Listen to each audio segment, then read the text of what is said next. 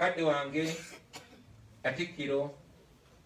nze ali wano bino mbyogera sikulwangiroka wabula kulwa bannayuganda bonna kuba nze gwe balonda okubeera pulezidenti waabwe.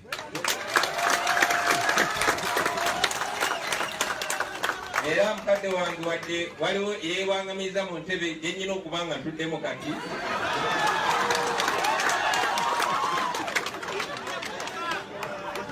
tukola buli kisoboka okulaba nga twenunula mu mbeera eno, nga twenunula mu mbeera ey'okuba obulamu bwaffe tebukyalina mulamwa, nga twenunula mu mbeera ey'okuba nti tusuulirira tusola kutebuuke tukeesa lukya ng'akoko ya mutamiivu. Tukozesa emikisa bwe giti okutuusa obubaka obukulu mu bantu baffe, naye nga ebbanga lyonna ebigambo byonna bye nandibadde njogera obaolyawo byandibadde byakukendeeza maama omugenzi, obaolyawo byandibadde byakuyigiriza abaana baffe kusoma, obaolyawo twandibadde tukubiriza abantu baffe kwewala bulwadde, obaolyawo twandibadde twogera ku nsonga eza Buganda n'ebirala bifaanana bwe bityo. Naye kati essira tulitadde ku survival kubanga tulina okusigala nga tuli balamu,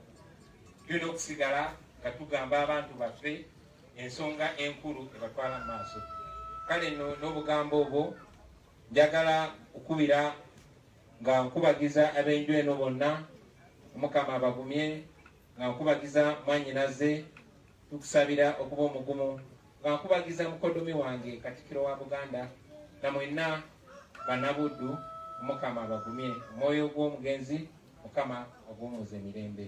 Tugenda